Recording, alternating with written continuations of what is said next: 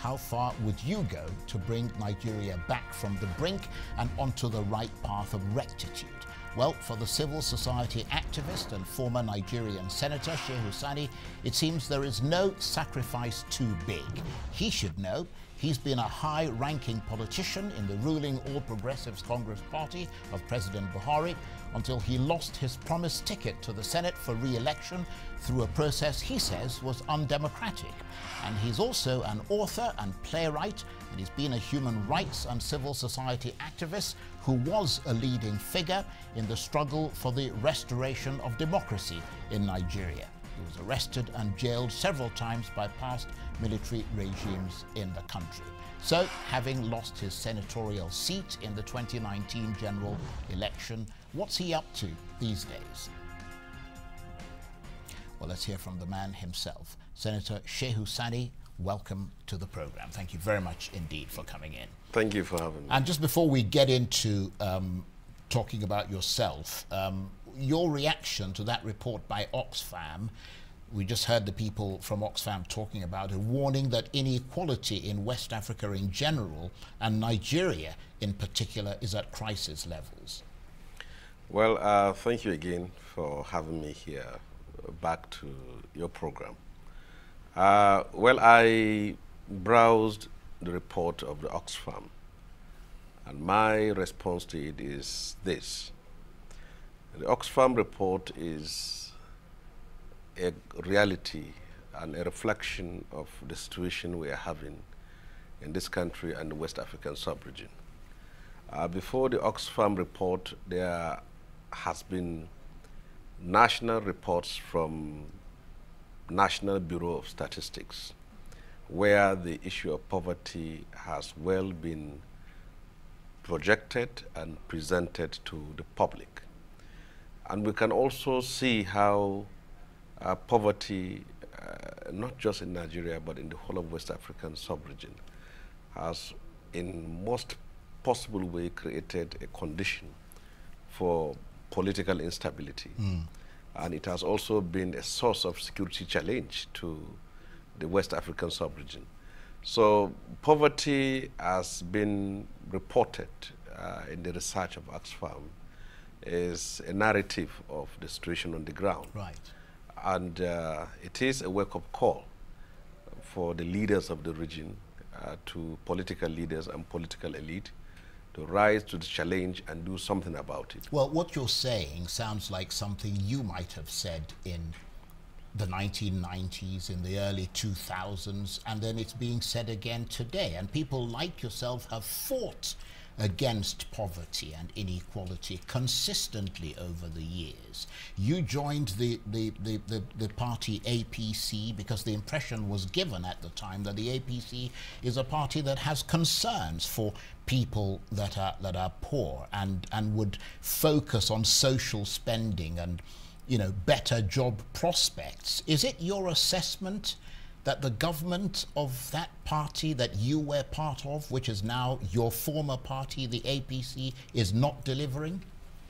Well, if you go through statistics, not just of Nigeria, but the statistics of many African states, you can see the promises and expectations of people in the early 60s with the flag independence being granted to African states. You can see how years gone by, those hopes and expectations were dashed because government after government, the promises were not fulfilled.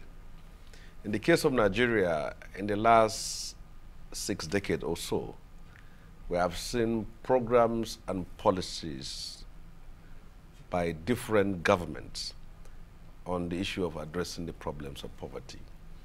But it has always been cosmetics and superficial.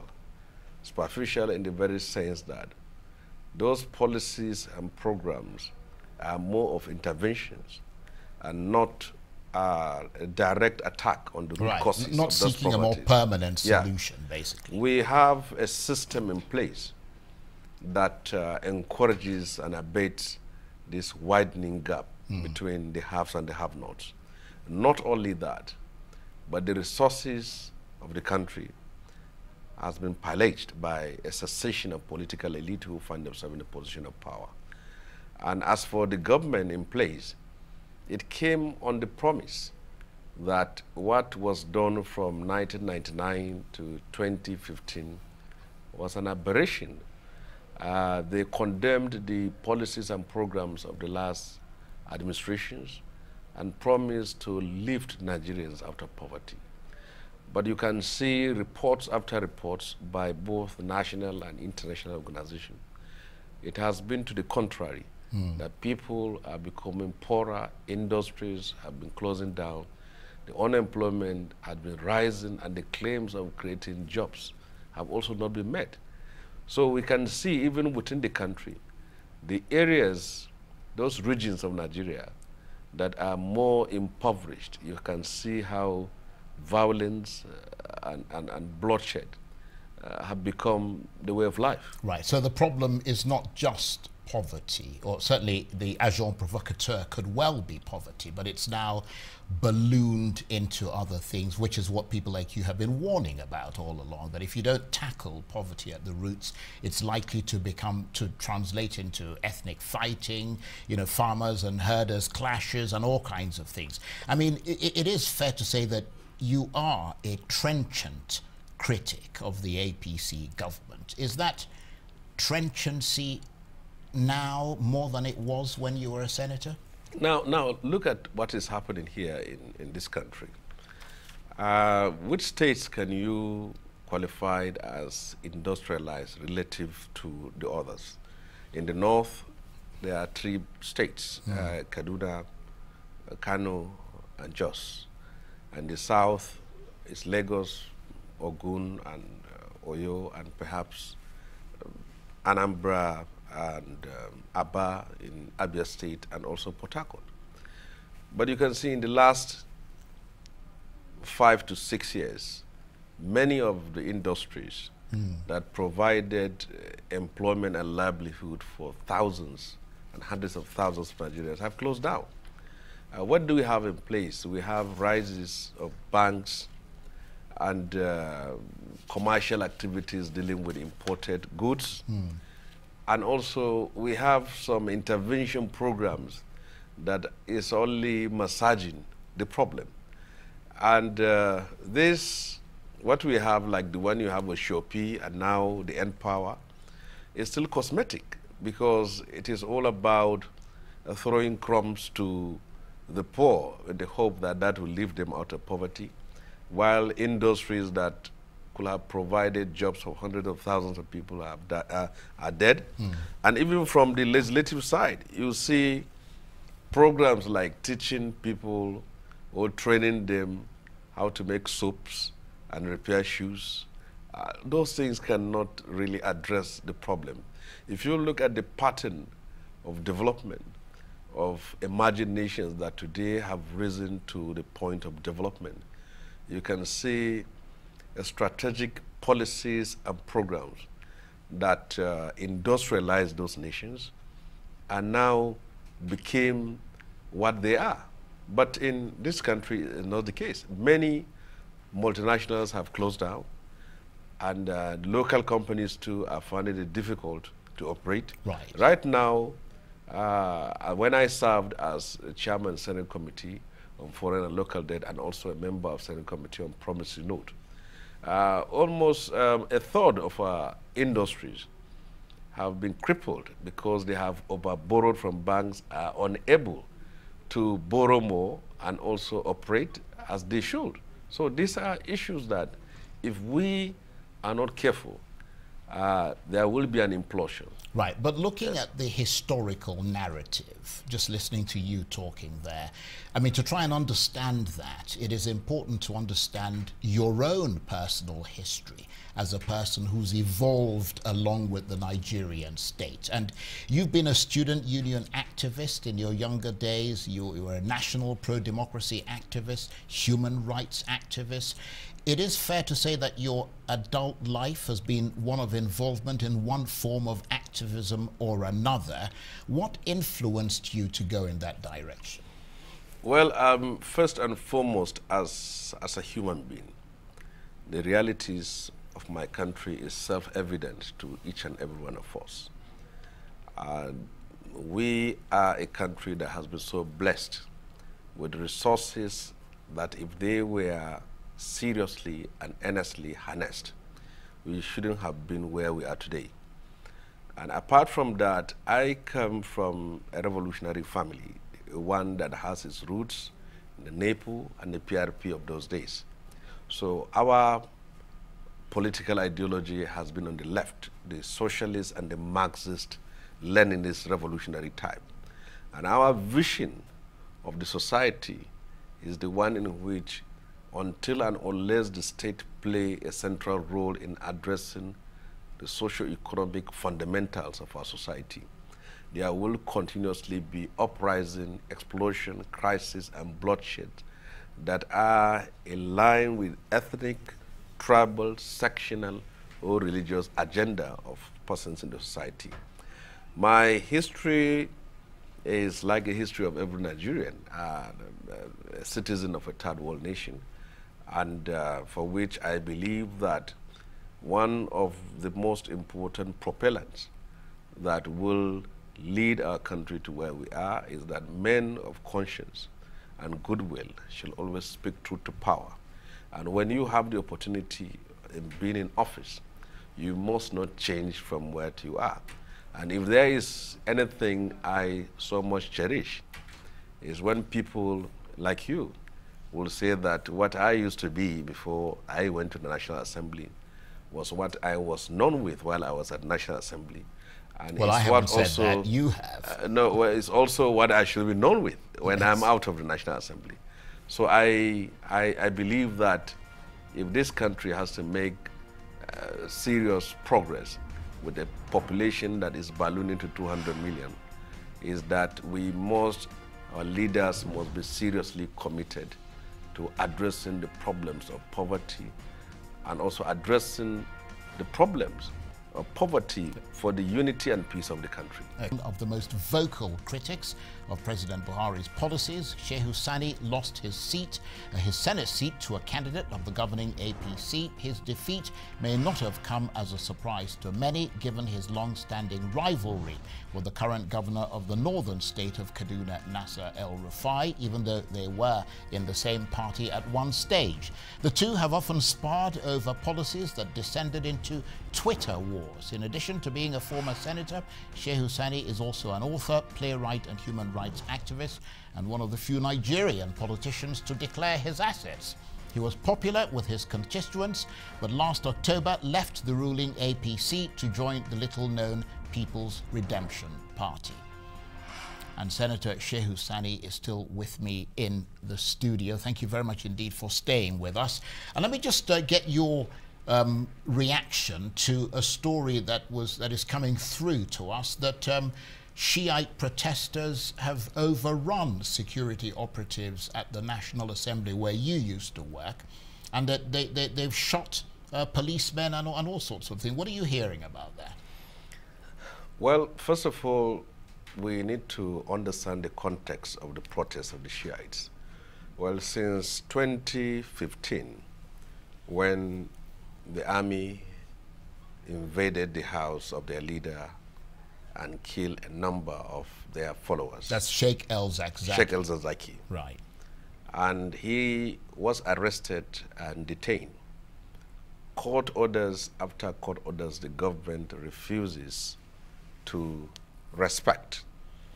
Now, issues were also raised by both national and international organizations about the health condition of their leader. And now, with such reaching that point, but we're actually looking at pictures now of what was happening earlier today at the National Assembly, including policemen who've been attacked by some of these Shiite members. But please go on. Yes. Well, what has just happened today, from what I've read, has been going on for the past 3 to 4 years.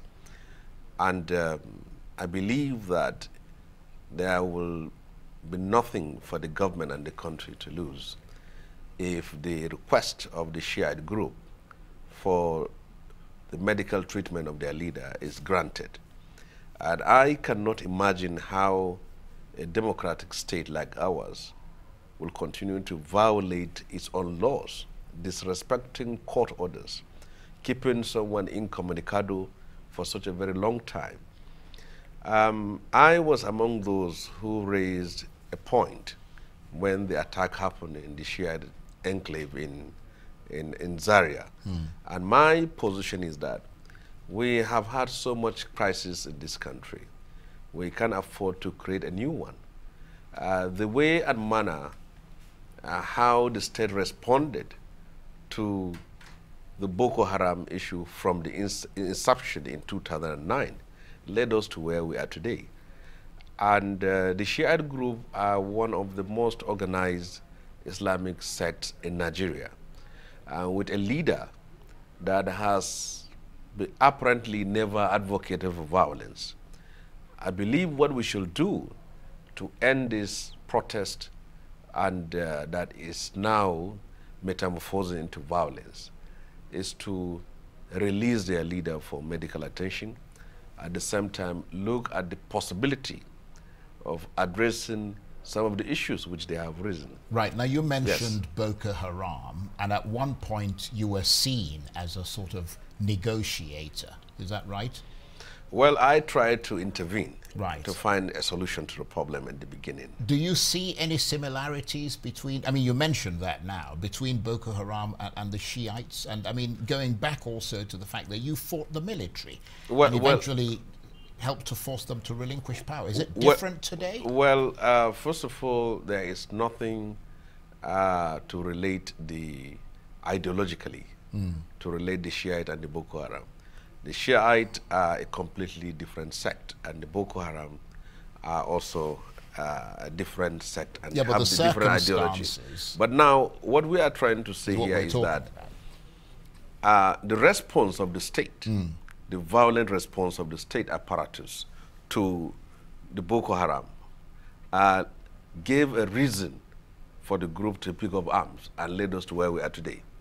Now, if we have a Shiite that has been involved in their own activities without picking arms, and we see the need to bring an end to all these protests, I think what should be done is not to use force against them, but because they have been raising issues, but the protest is about their leaders' health condition, about the disrespect for court orders.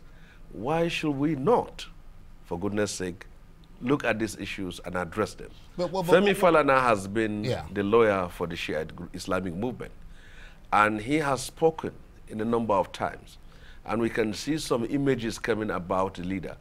So if anything will happen to this leader, I don't think that Nigeria will be able to contain the kind of problems that will arise out of that.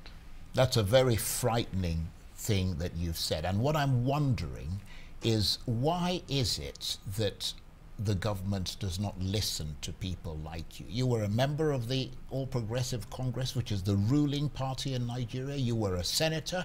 You're reputed to have some form of relationship with President Buhari. I don't know if that's true or not. But doesn't he listen to you? I mean, because what you're saying sounds perfectly reasonable. You see, most times in the 21st century era of terrorism, most times democratic values, rule of law, and fundamental human rights are breached on the grounds of security reasons. So we became hostage of fear, hostage of security reports in most times, to the point of creating problems that don't even exist.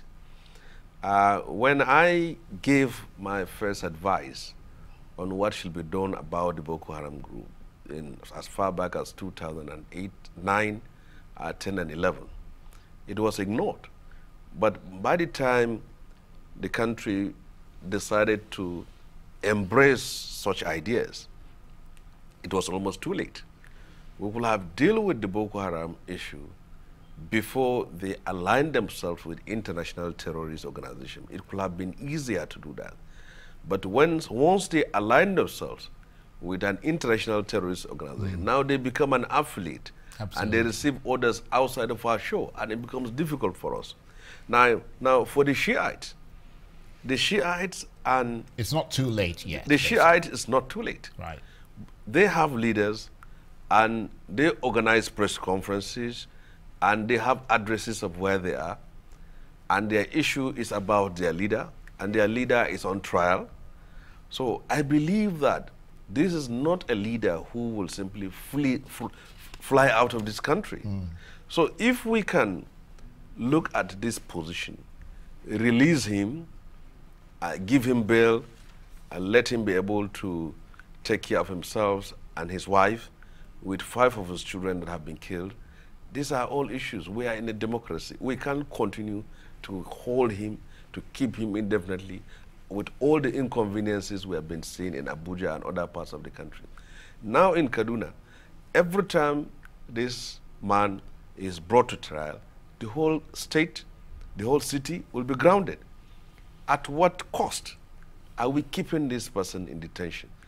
And the kind of security reports that come out from on things like this is the one that will exaggerate the situation, create fear in order to justify one action that seriously undermines the values of our democracy and the rule of law and the Constitution and fundamental human rights, which we are supposed to respect and observe as a democracy. Does it seem likely that he might be released anytime soon? Well, the way we operate in this country and the agitation that has been going on, the pressure by the organization and the international organizations too have also been putting pressure.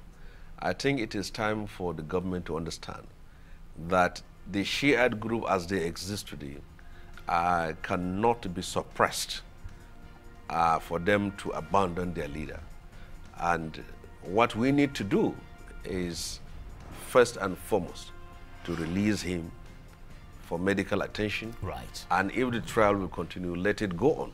But we have not respected the laws of our own country. In the case of El-Zakzaky. I hope the government are listening. Senator Shehu Sani, thank you very much indeed. Thank you for having me. Well, that's it for this edition of the Arise interview. Join us again for a fresh edition tomorrow. From me and the entire team here in Abuja, bye-bye and thank you for watching.